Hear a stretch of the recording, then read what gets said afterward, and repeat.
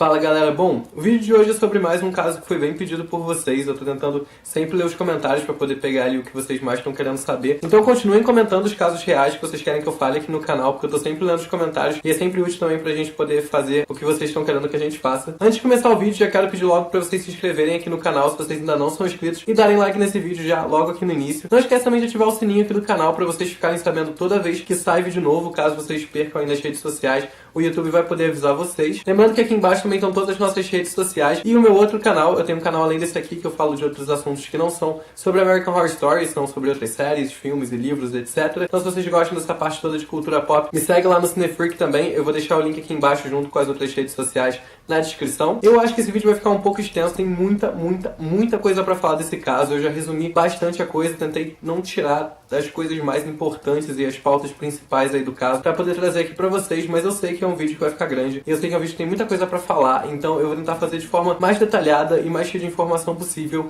mas que ele não fique do tamanho de um curta-metragem, tá bom? Então vamos lá.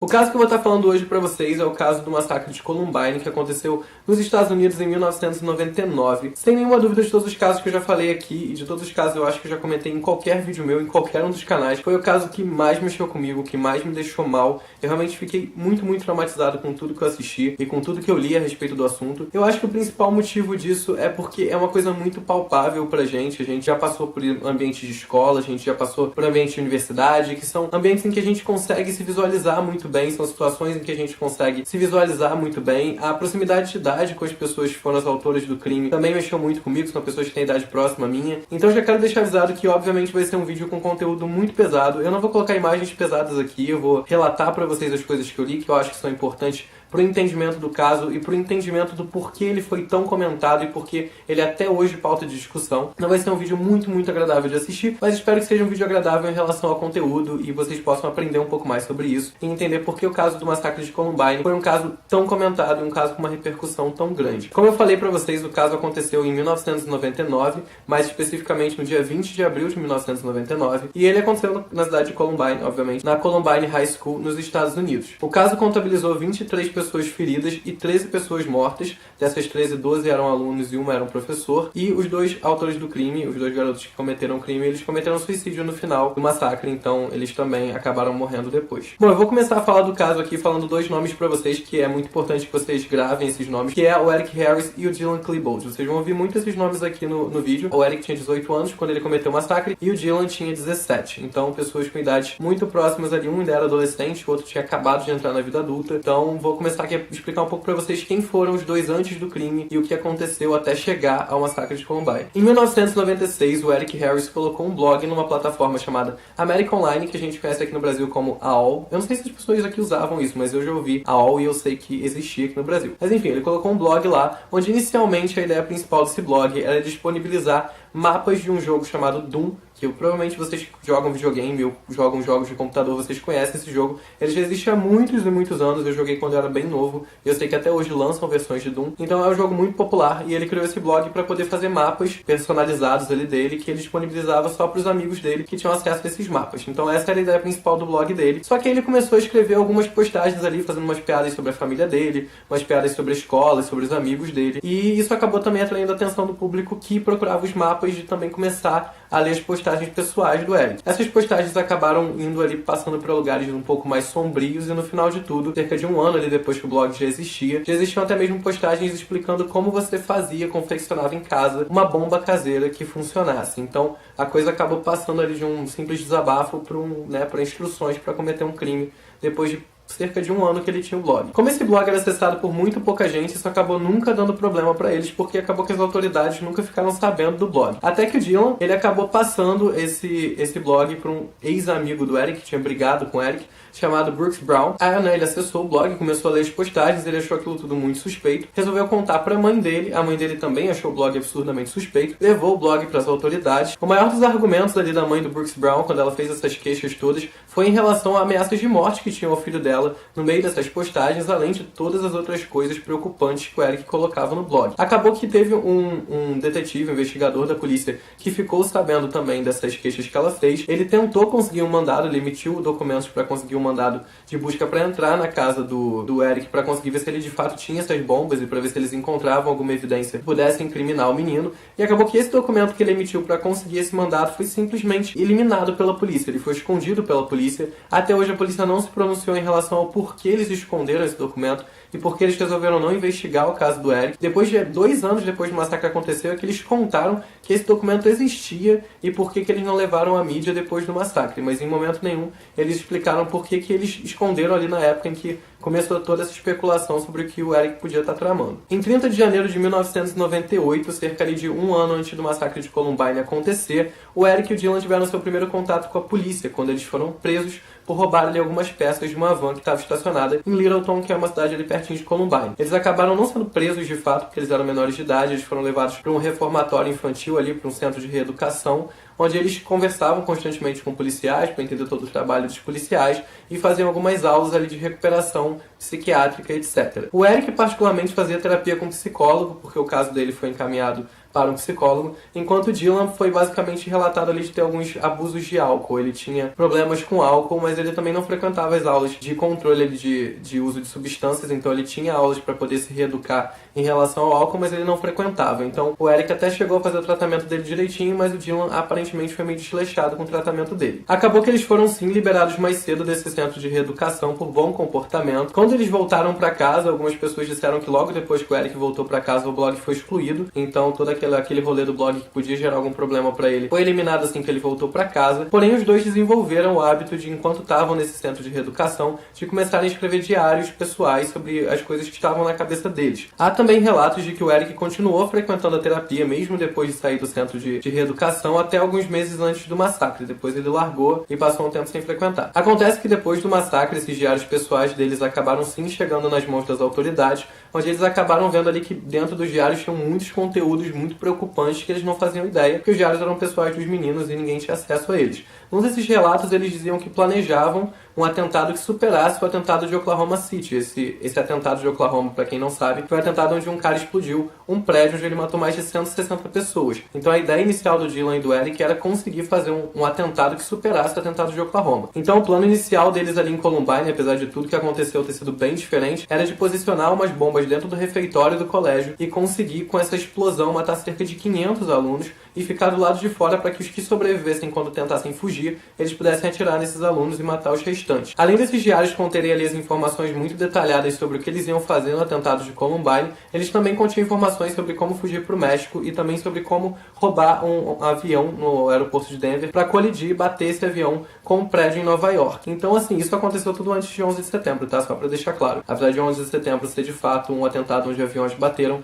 em prédios em Nova York, esse diário deles foi escrito entre 98 e 99, cerca ali de 2 anos antes do atentado de 11 de setembro. Bom, vamos agora então começar a falar sobre o dia do massacre, o que aconteceu nesse dia e qual foi ali o passo a passo e a movimentação do Dylan e do Eric dentro do colégio. Bom, inicialmente eles não foram diretamente ao colégio, eles espalharam algumas bombas, uma cerca de 3 milhas do colégio e algumas próximas ao corpo de bombeiros da cidade, porque a ideia deles era explodir essas bombas e conseguir causar um caos meio que longe da escola para que eles conseguissem atingir a escola sem que as autoridades conseguissem chegar muito rápido. Porém, essas bombas todas falharam, eles não sabiam disso na hora que eles estavam ali dentro de Columbine, mas essas bombas falharam, causaram um pequeno incêndio ali que foi controlado e acabou que não atrasou autoridade nenhuma, todo mundo chegou muito rápido em Columbine. Quando eles chegaram ali no colégio, cada um parou seu carro em estacionamentos diferentes, basicamente cercando o refeitório, um parou de um lado e o outro do outro lado. Eles armaram bombas dentro desses carros e colocaram dentro das mochilas, porque como eu falei pra vocês, o plano inicial era colocar as mochilas dentro do refeitório e explodir o refeitório com os alunos todos almoçando. O que aconteceu foi que eles entraram no colégio com as mochilas, e esse colégio obviamente tinha câmeras, todos os colégios dos Estados Unidos são todos monitorados com câmera, até porque não era o primeiro massacre em colégio que acontecia, então já existia toda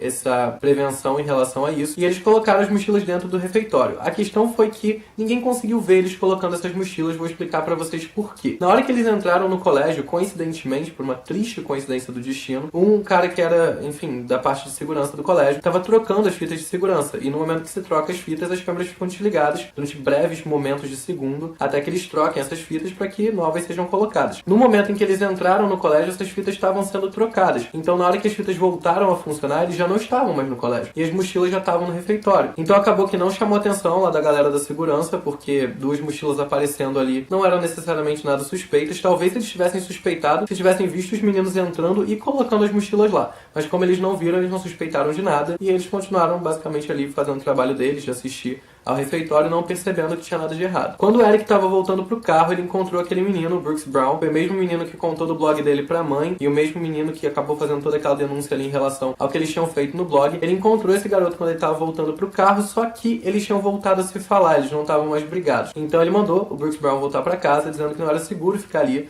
e por isso o Brooks Brown acabou sendo um dos sobreviventes do massacre, porque ele nem estava na escola mais quando isso aconteceu. Quando deu tempo ali das bombas explodirem, eles viram que as bombas falharam, porque sim, as bombas do refeitório que eram para matar quase 500 alunos falharam e acabaram não matando ninguém. Eles resolveram que eles iam entrar no colégio atirando mesmo assim, porque eles precisavam fazer alguma coisa. Então eles começaram a se movimentar para entrar no colégio, fazendo ali as duas primeiras vítimas já nos jardins do colégio, sem nem mesmo entrar no prédio do colégio. Tinha uma menina chamada Rachel Scott que estava deitada junto com um amigo dela chamado Richard Castaldo ali do lado de fora, e eles atiraram na Rachel, acabaram matando ela. A Rachel Scott acabou depois virando uma das vítimas com maior repercussão do caso, porque ela era muito conhecida na comunidade evangélica de Columbine, então as pessoas colocaram ela meio como um mártir cristão e etc. Então a comunidade evangélica de Columbine botou ela muito na mídia e ela acabou até tendo documentários sobre ela, etc. E o Richard Castaldo acabou não morrendo, ele levou 8 tiros, ficou paralisado do peito pra baixo, porém ele não morreu, ele conseguiu sobreviver ao massacre mesmo levando 8 tiros. Assim que eles entraram no prédio, eles se depararam ali com um grupo de 3 garotos que estavam subindo uma escada que eles estavam descendo, e eles começaram a atirar nesses garotos. Um deles morreu, um garoto que chamava Lance Kirkland, que era um desses 3 garotos que estava ali,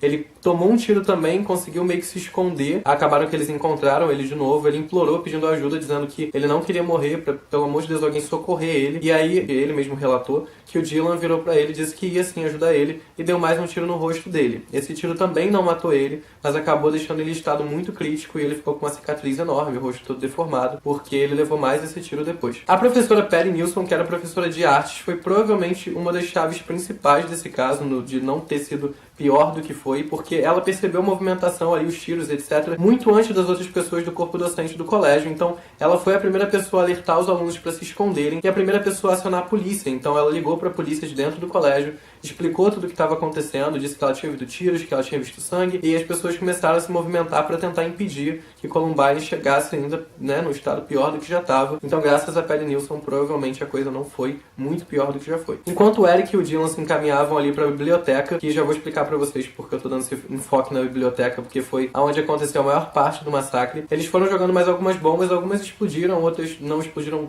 tão forte quanto eles esperavam, então acabou não causando um efeito de tanto estrago assim, não matou ninguém. E eles acabaram cruzando com um professor chamado Dave Sanders, que estava justamente correndo pelo colégio e alertando os alunos sobre o que estava acontecendo para que eles se escondessem. Aí nesse momento eles deram 2 tiros no peito desse professor, que acabou não morrendo, ele se rastejou ali até uma sala onde tinha umas pessoas escondidas.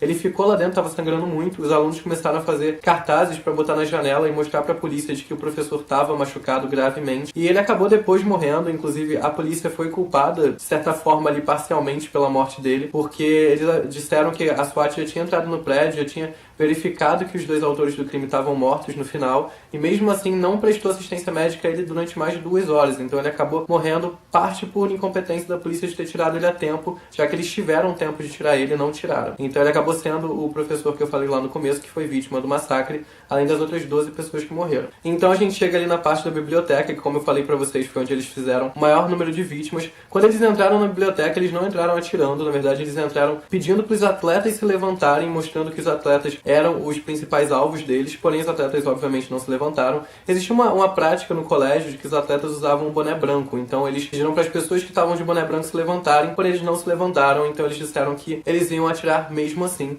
e começaram a fazer mais algumas vítimas. As primeiras 2 vítimas que eles fizeram ali nesse momento da biblioteca foram os alunos Stephen Carnot e Kyle Velasquez, respectivamente de 14 e 16 anos. Nesse momento em que eles estavam na biblioteca, eles também perceberam que a polícia já tinha chegado e estava evacuando os alunos por outras áreas do colégio. colégio. Então eles abriram as janelas e começaram a atirar na polícia, que teve ali uma troca de tiros entre eles e a polícia, só que acabou não causando vítima nenhuma, tanto na polícia quanto dentro do colégio. Então essa troca de tiros acabou sendo inofensiva ali pra quem tava em volta. Uma das coisas que eu acho que mais chamou atenção no massacre de Columbine, pelo menos chamou muito a minha atenção, e eu vi muitas pessoas comentando a respeito disso realmente, foi da agressividade, da banalidade com que eles lidaram com a vida nesse massacre. Eu sei que quando a gente fala de massacre, a gente obviamente tá falando de pessoas banalizando a vida, mas muitas vezes você vê nesses atentados e nesses massacres pessoas agindo de forma muito impulsiva e fazendo coisas com um ar meio de confusão, sem saber se elas realmente deveriam estar fazendo aquilo ou não. A cabeça de cada pessoa é diferente. O Eric e o Dylan agiram de forma muito sarcástica com tudo que estava acontecendo, eles foram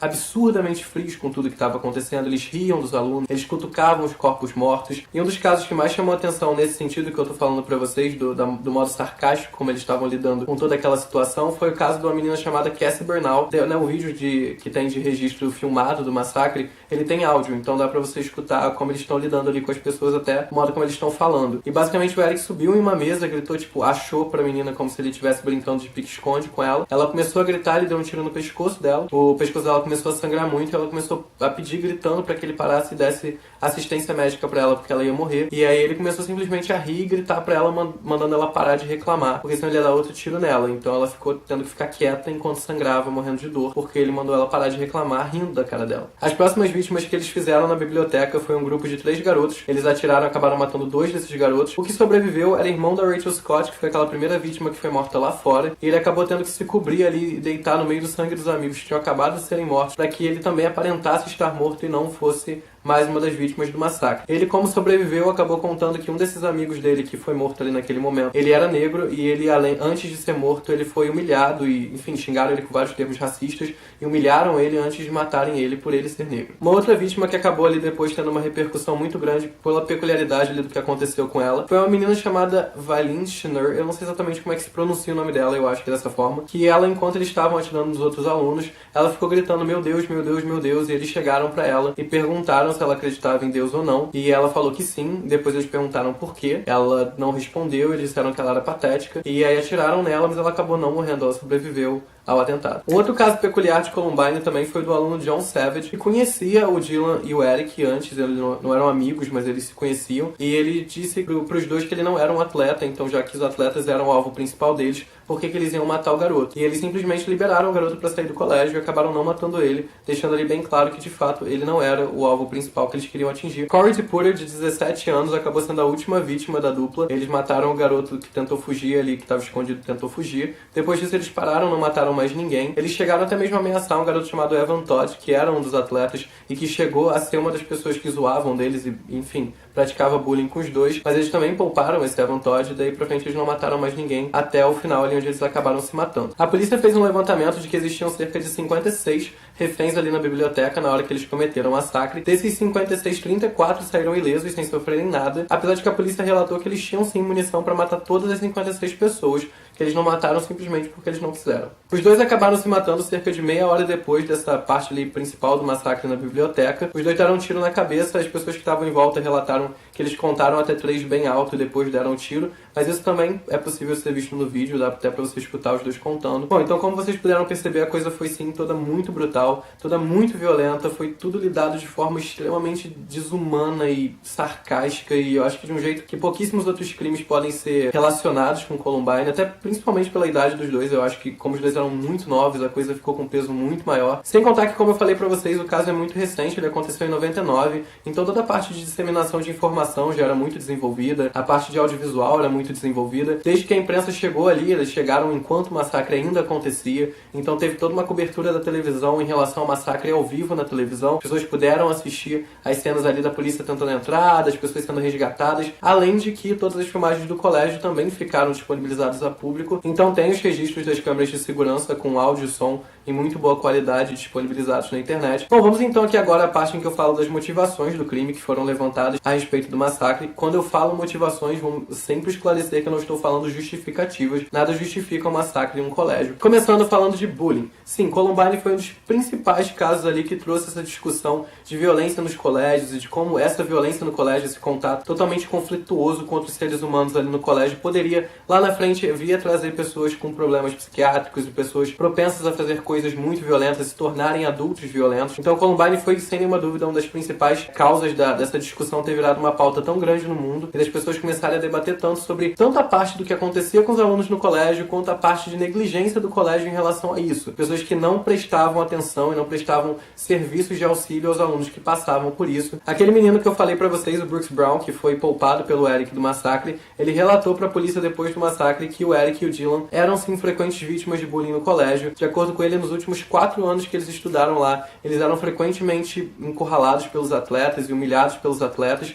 Algumas semanas antes do massacre, ele relatou que eles foram atacados com ketchup e mostarda e chamados de faggots pelos atletas. Pra quem não sabe, faggots é um termo pejorativo homofóbico que, aparentemente, de acordo com os relatos, era usado contra eles frequentemente no colégio. Falando um pouco dos problemas psiquiátricos do Eric e do Dylan, que obviamente não eram pessoas com mentes estabilizadas e equilibradas, a gente tá sempre... É sempre importante a gente lembrar que, independente de qualquer uma dessas motivações, a gente tá falando de coisas que impactam em mentes diferentes. Obviamente, você pode passar por qualquer uma dessas experiências que o Dylan e o Eric passaram na vida deles, e você vai interpretar e assimilar enfim, reproduzir isso de forma totalmente diferente. O caso deles foi da forma que foi, porque a mente dos dois trabalhou nesse sentido. Então, o Eric, depois de 5 anos que aconteceu o massacre, vários psiquiatras acabaram se reunindo e pegando todos os relatos em vídeo, áudio e escrita que tinham ali dos dois, para poder traçar um tal provável perfil psiquiátrico, psicológico que os dois tivessem. E eles chegaram à conclusão de que o Eric, por todo o complexo de superioridade dele, por ter sido a mente por trás do crime, por ter dado todas as instruções e feito todas as regras do que ia acontecer, ele provavelmente era psicopata, ele não tinha empatia por ninguém, então ele também tinha uma peculiaridade psiquiátrica, enquanto o Dylan foi diagnosticado como uma pessoa depressiva. De acordo com as pessoas que estudaram o caso da área psíquica, eles chegaram à conclusão de que o Dylan, na verdade, estava indo para o colégio fazer aquilo ali mais numa tentativa de acabar com a própria vida do que de fato com a vida de outras pessoas. Então, se ele matasse outras pessoas no caminho, ele não se importaria, mas ao mesmo tempo o principal objetivo dele era acabar com a própria vida. O debate sobre videogames violentos foi muito levantado com Columbine, como teve toda a origem ali do caso no Eric postando aqueles mapas do jogo do Doom que eu falei pra vocês lá no blog dele. O Doom é um jogo muito violento, um jogo que teve uma repercussão muito grande e, obviamente, virou pauta de discussão entre pessoas conservadoras e pessoas que achavam que os videogames podiam influenciar nesse sentido. Eu não vou dar minha opinião aqui sobre esse assunto por questões de que o vídeo já deve estar bem grande e eu não quero prolongar ele mais. Assim como os videogames, as músicas e os filmes que falam sobre violência e que têm figuras violentas por trás também são muito associados a esses casos e o caso de Columbine levantou ali 2 pontos principais,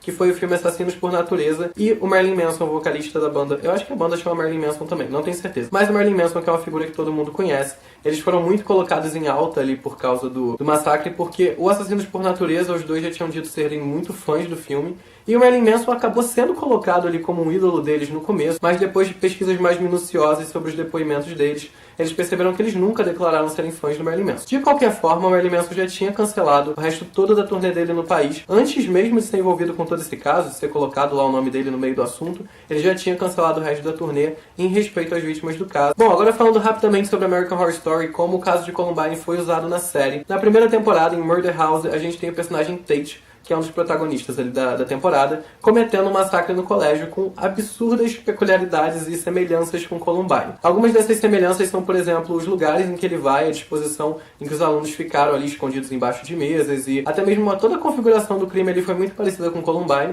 Ele comete o crime sozinho na série, ele não comete em dupla, porém até mesmo essas cenas que eu falei pra vocês que tiveram uma repercussão maior, como a menina dizendo, ai meu Deus, e ele perguntando se a pessoa acreditava em Deus, e as pessoas que ele atacava, o tipo o perfil de estudante que ele atacava, que eram os atletas e as líderes de torcida. Então tudo foi muito inspirado em Columbine, foi tudo muito preciso em relação ao que cabia na série. O objetivo não era recriar Columbine, o objetivo era botar características de Columbine no massacre que o Tate estava fazendo, e também levantar com a série toda a questão do bullying que o Tate sofria, e todas as questões que foram levantadas com Columbine, elas são levantadas frequentemente em American Horror Story. Então eu acho que foi um caso que ornou muito com a série, foi um caso que falou de pautas que a série fala, e que falou de pautas que a série estava falando naquela temporada especificamente. E o Tate, ele era um símbolo muito grande disso, por ser uma pessoa que tinha tendências psicopatas, então, batia ali muito com a casa do Eric, além de ser uma pessoa que também passou por muitas das coisas que o Eric e o Dylan passaram. Então eu não acho que a série tentou passar a mão na cabeça de ninguém, tentou botar eles como vítimas da situação apenas, porque além de eles terem, obviamente, sido vítimas de algumas situações, eles também foram autores de um crime, então eles fizeram vítimas, o que não de forma alguma uma coisa compensa a outra, mas eu acho que foi também a ideia de mostrar toda essa questão da negligência que a gente tem com jovens e com crianças, mostrando que quando a gente percebe esse tipo de comportamento e esse tipo de agressão que eles estão sofrendo, é sempre importante da gente ficar atento para que isso não se desenvolva numa coisa desequilibrada ou num trauma permanente, mas que a pessoa não chegue a fazer mal a outra pessoa, ela pode fazer mal a ela mesma, como a gente tem inúmeros casos de suicídio por aí. Então eu acho que a série também quis tocar nesses assuntos, porque o Ryan Murphy já toca muito nisso, e a primeira temporada principalmente falou de depressão, falou de psicopatia, falou dos traumas da adolescência, de tudo que a gente é obrigado a enfrentar de pressão social. Então eu acho que foi um caso que casou ali bem com a primeira temporada, eu acho que foi bem aplicado. Eu demorei muito tempo para escrever esse roteiro, foi realmente uma pesquisa bem intensa que eu fiz. Eu vi muitas imagens que eu gostaria de não ter visto, mas ao mesmo tempo eu achei que eram essenciais de eu assistir para poder trazer uma coisa mais real para vocês. Eu tô falando de vidas reais, tô falando de pessoas reais, então assim, eu acho que até em respeito às pessoas que passaram por isso, que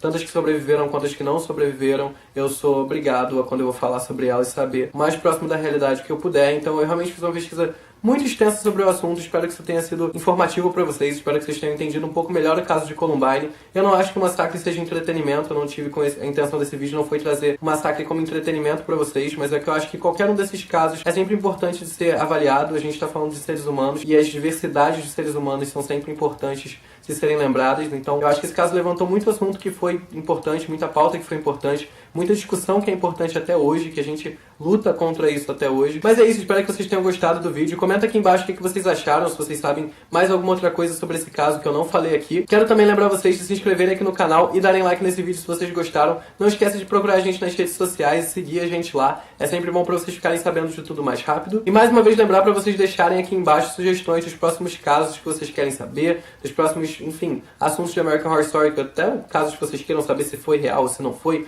eu posso explicar aqui pra vocês. Então deixe os comentários aqui embaixo que a gente tá sempre lendo. E é isso, espero que vocês tenham gostado e até o próximo vídeo.